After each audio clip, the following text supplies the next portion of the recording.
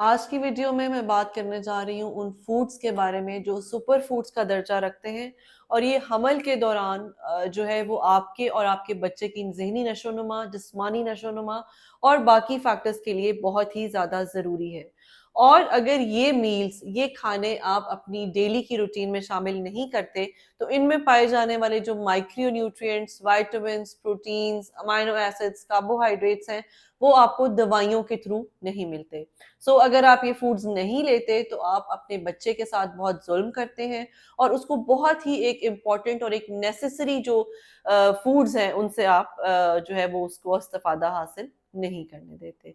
मैं हूँ डॉक्टर सादिया मुमताज, आप देख रहे हैं गायनी टॉक्स और आज की वीडियो में हम डिटेल से ये फूड्स डिस्कस करने जा रहे हैं।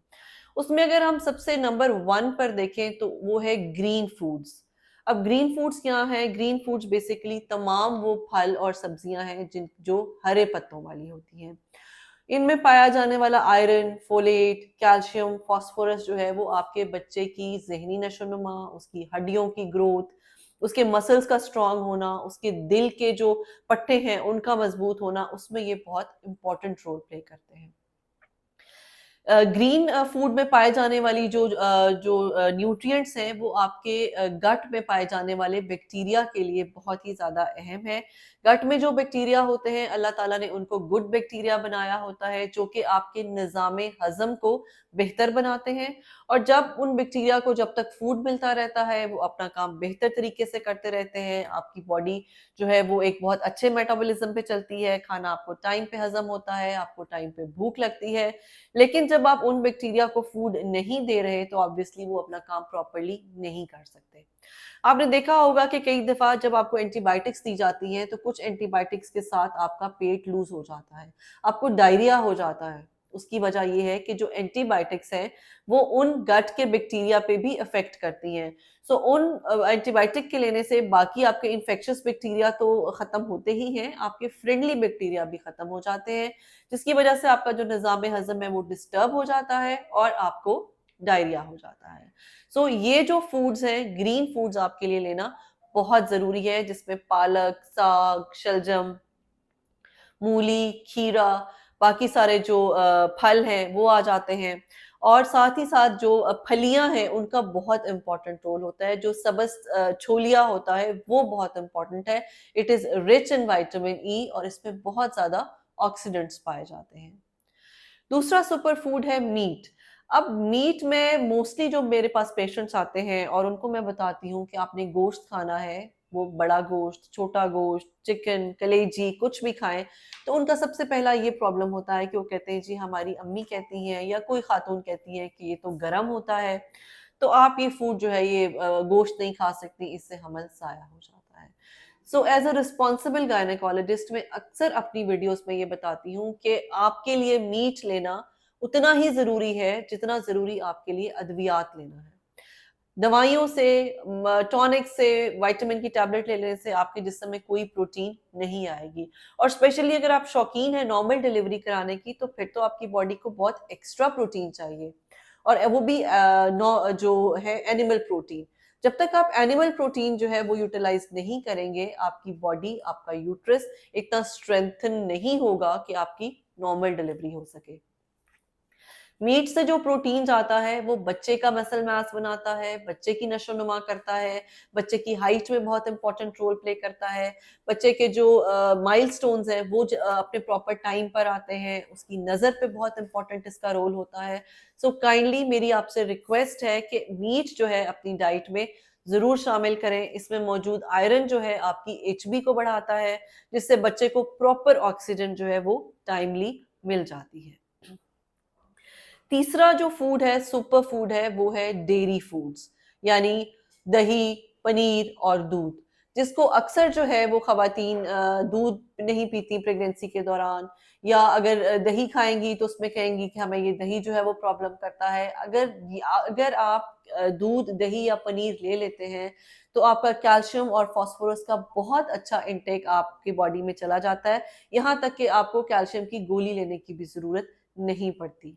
और दही में मौजूद जो प्रोबायोटिक्स होते हैं वो आपकी गट को बहुत हेल्दी रखते हैं, आपके खाने के हाजमे में उसका रोल प्ले करते हैं। आपने देखा है जब भी कभी आपको डायरिया होता है तो डॉक्टर आपको दही, केला और खिचड़ी बताते हैं। तो दही इसलिए बताई जाती है क्योंकि इसमें प्रोबायोटिक्स होते हैं, इसमें एंटीबायोटिक्स नहीं होते। सो प्रोबायोटिक्स वो होते हैं कि जो आपकी गट बैक्टीरिया के लिए हेल्दी होते हैं और उनको मजीद वो स्ट्रॉन्ग करते हैं। फोर्थ कैटेगरी में अगर हम आए तो वो है फ्रूट्स। फ्रूट्स में भी बेसिकली सिट्रस फ्रूट्स जिनमें विटामिन सी पाया जाता है, जैसे आप किनू ले लें, माल्टा ले लें, लेमन, आड़ू होता है, इसमें विटामिन सी होता है, ग्रेप्स में विटामिन सी होता है, पाइनएप्पल में विटामिन सी होता है।